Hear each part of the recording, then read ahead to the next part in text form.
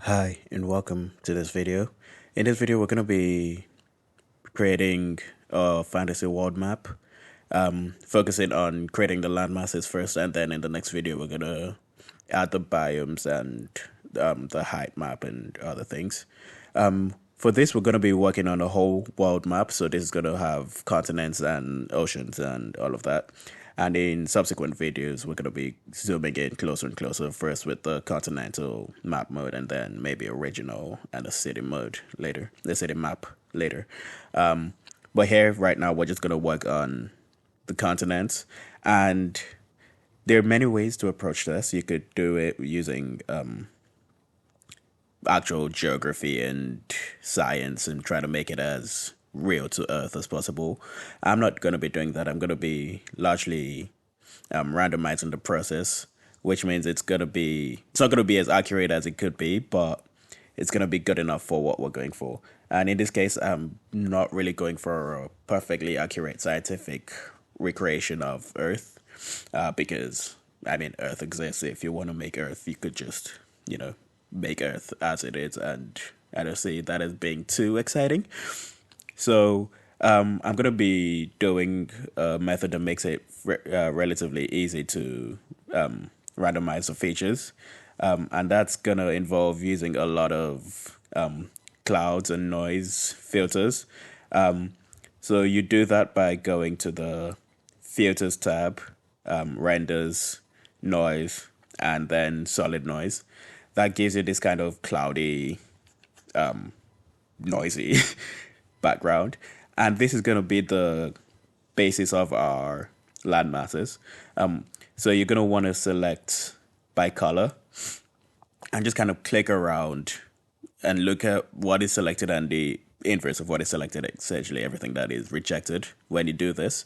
I want to find something that kind of speaks to you, anything that kind of looks right. Vary the, you can change the set for the noise over and over again until you get one that looks good for you. And when you do, then just go through and select the colors that you want. Usually, it's easiest to go for one of the grayer colors. Don't go for the too bright whites or the too dark blacks, because you end up with really small bits of land. If you're going for a lot of small islands, then that's great for you. You can do that. But if you want larger continents, then it's probably best to go for somewhere in the middle, one of the either lighter grays or darker grays, depending. And when you do that, you can then select which you want. If you want it to be, if you want the bits that are selected or the bits that are not selected, and you can decide which you want by going to select and inverting the selection. Once you've done that, like I've done here, I've decided that I want the bits in green to be my land masses, or to make up my land masses. And so now from here, I'm going to start moving them around to create the continents I need.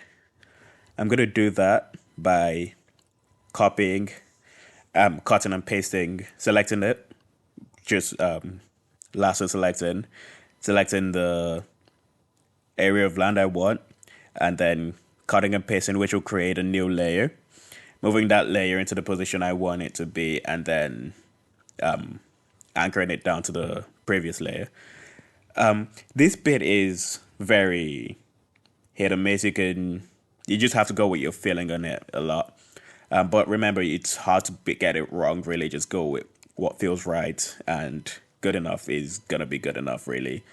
Usually, you're going to end up with something that's quite unique, something that's quite interesting. For this, I saw the bottom of the map, as you can see now, and I thought I'll be interested in something that's got two bits of land at a joint at the top. Now, so that it's kind of like a semicircle of land with an ocean or a sea in the middle of it. And so that's what I was working towards at the base of the canvas.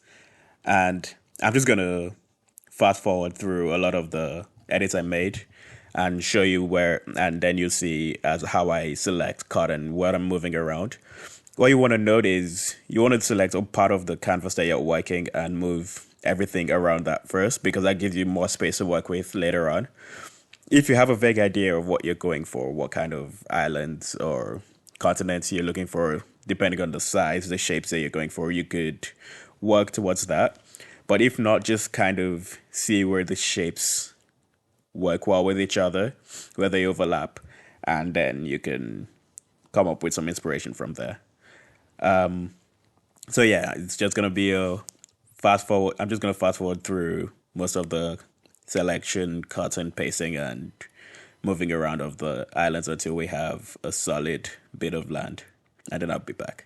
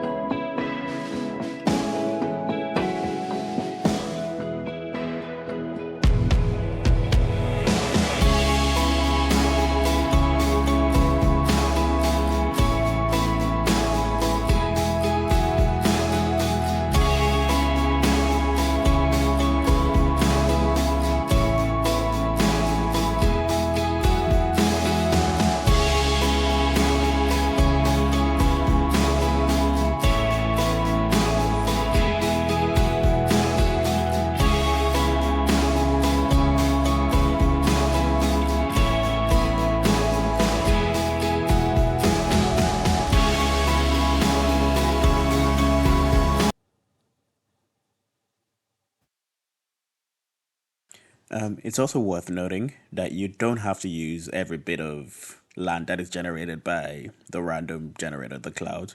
If you want to, you can just ignore some of them, erase them. If you can't figure out where they fit perfectly into your landmass, just get rid of them. That's fine. Again, you're working towards what you want, what speaks to you. And so if there are parts of the generation that don't speak to you that you can't get anything from, feel free to get rid of them. It's also worth noting that you can move things around. You can change the sizes. You can make them bigger, smaller, and rotate them as well so that they all fit perfectly to whatever your vision. And then once all of that is done, I proceeded to because I like the continents that we had, but I didn't want them where they currently were. Those were just like I just knew those were what I wanted, and so I was gonna move them around. And to do that, I just created new layers with each continent, each block of land masses essentially as its own layer. And then I was from there I moved them around to where I wanted them to end up based on how we would look with everything else related. And I had a vague idea again of where I wanted everything to be, so it was relatively easy for me to select and which ones I wanted. And after doing all of that, I was able to find the land masses that I liked that were a part of any continent, and I was going to use somewhere else, as well as figure out the ones that I did like and I was going to get rid of.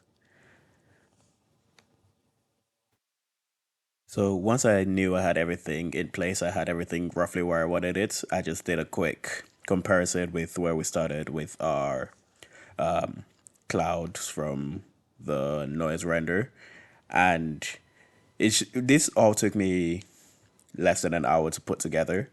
It can take you a lot quicker as well if you're not bothering too much with the manual share like I did. I was working on a lot of small islands, so it involved a lot of movement of small bits.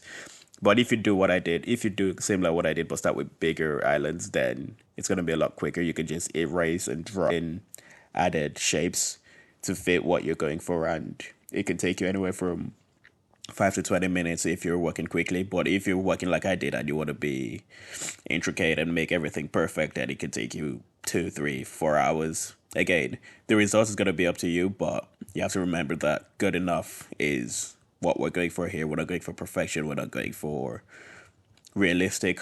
We just want something that looks good and something that speaks to us. And this was perfect for us. And so that is the difference between where we started and where we ended up.